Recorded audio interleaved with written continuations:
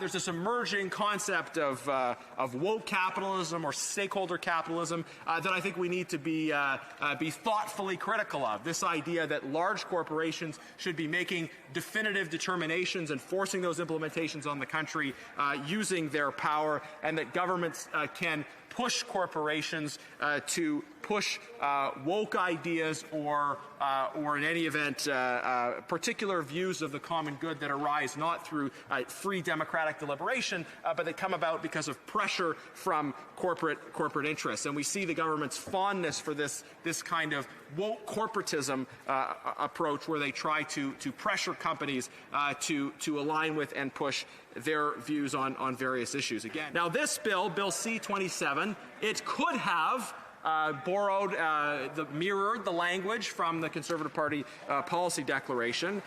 It does not. It does not recognize the fundamental nature of rights around data privacy. It talks about kind of striking a balance between people wanting to have their privacy protected, but also the fact that there are certain corporate interests of corporations that the government is close to that might be negatively affected if we recognize the fundamental right to privacy of Canadians. So it effectively seeks to say there should be some balance between the idea of protecting people's rights and the fact that, okay, there may be certain large corporations whose interests are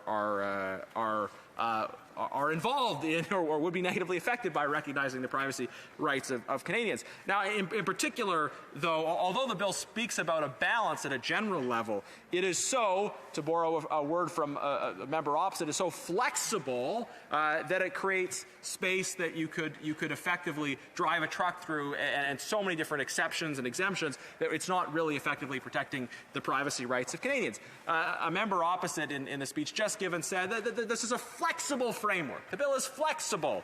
Well, flexibility isn't always a virtue, Madam Speaker, and I would say, in particular, flexible for whom?